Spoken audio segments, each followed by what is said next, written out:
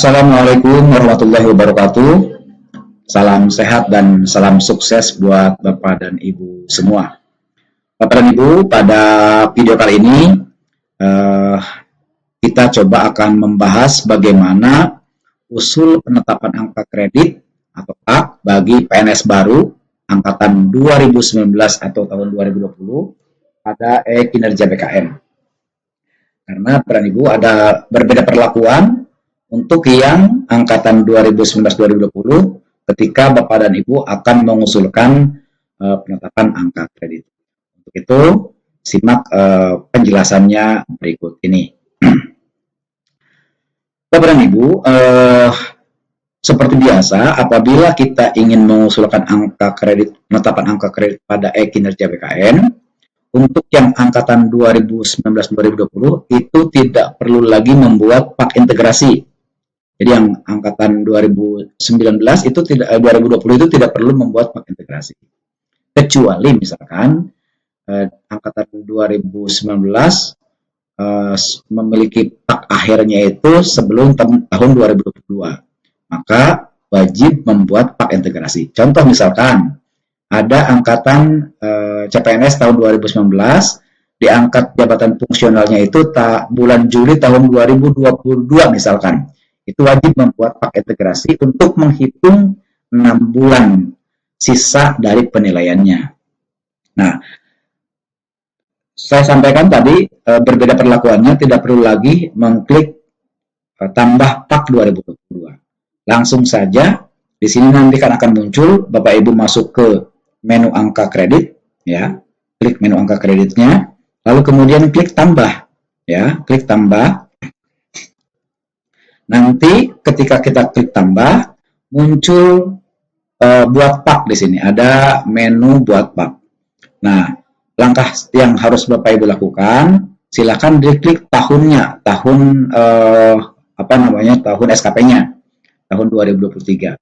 Dan seterusnya Bapak Ibu bisa menambahkan secara langsung ketika Bapak dan Ibu akan menghitung angka kredit yang Bapak dan Ibu miliki sekarang.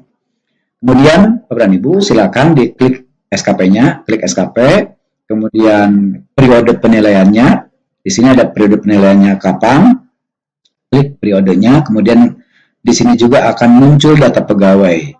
Nah, untuk melihat pengajuan angka kredit, Bapak dan Ibu silakan klik menu angka kredit, ya.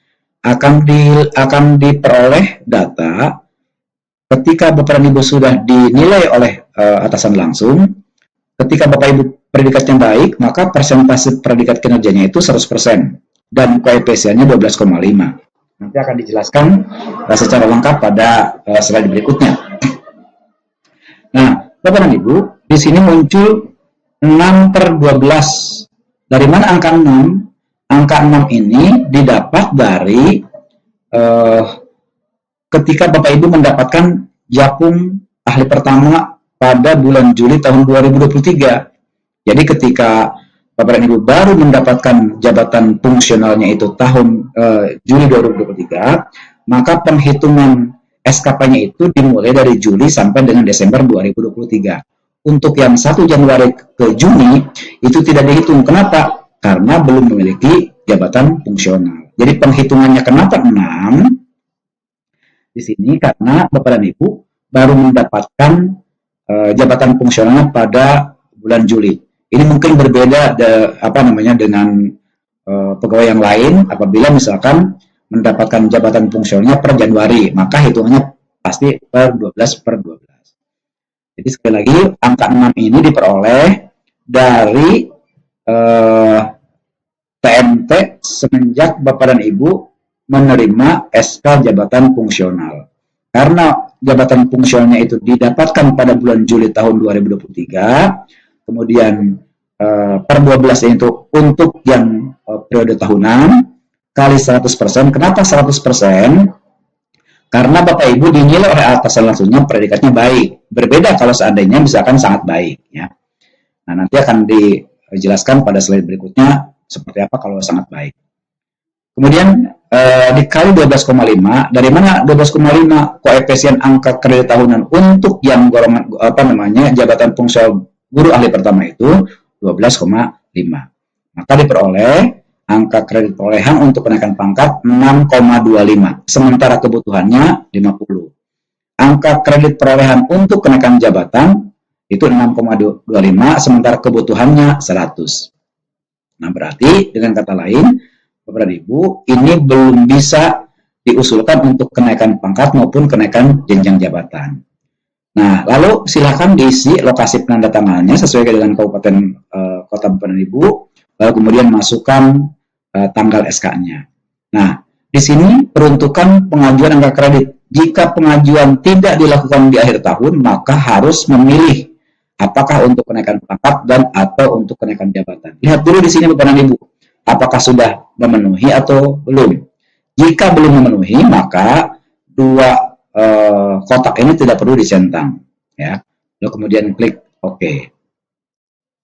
Nah, setelah itu nanti Bapak Ibu muncul di menu angka kredit akan muncul tabel penilaian untuk yang angka kredit tahun 2023. Di sini sudah ada nilai perolehannya lama dan baru, perolehannya 6250, barunya 6250. Nomor SK-nya belum muncul karena belum disetujui oleh atasan.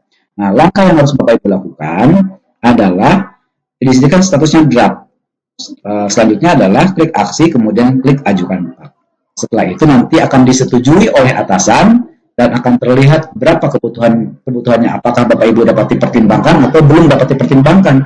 Karena tadi kita lihat berapa perolehannya dan berapa kebutuhannya. Itu Bapak dan Ibu untuk penjelasan proses kenaikan pangkat bagi CPNS yang baru. Lalu kemudian Bapak dan Ibu, ini adalah ketentuan kenaikan pangkat dan kebutuhan angka kredit. Nah, Bapak dan Ibu, untuk jenjang jabatan kategori keahlian ahli pertama, ini saya jelaskan. Guru ahli pertama itu untuk golongan 3A, 3B. Kebutuhan angka kreditnya itu 50.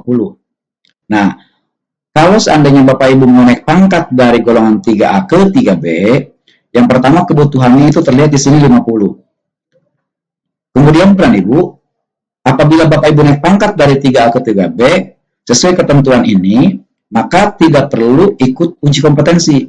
Sementara kalau guru ahli pertama mau naik jenjang ke ahli muda, misalkan dari 3B ke 3C, kebutuhannya 50, untuk kenaikan jenjang jabatannya 100. Nah, kalau yang dari 3B ke 3C, ini wajib ikut uji kompetensi yang diselenggarakan oleh Kemdikbud.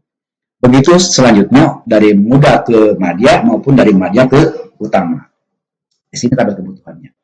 Lalu Bapak Ibu, penjelasan yang saya sebutkan di awal tadi, bahwa ini koefisien per tahun guru ahli pertama ketika Bapak Ibu dinilai oleh atasan langsungnya bernilai baik, maka perolehannya itu 12,5. Dari mana didapatnya? 100% kali 12,5, maka hasilnya 12,5. Sementara kalau amat baik Bapak dan Ibu, itu Bapak Ibu sangat baik itu 150%, dikali 12,5, maka perolehannya 18,75. Begitu seterusnya Bapak dan Ibu ya, dari ahli pertama, muda, madya maupun utama. Demikian Bapak dan Ibu, mudah-mudahan ini membantu pemahaman Bapak Ibu ketika Bapak Ibu mau mengajukan proses kenaikan pangkat, terutama bagi CPNS baru. Terima kasih. Assalamualaikum warahmatullahi wabarakatuh.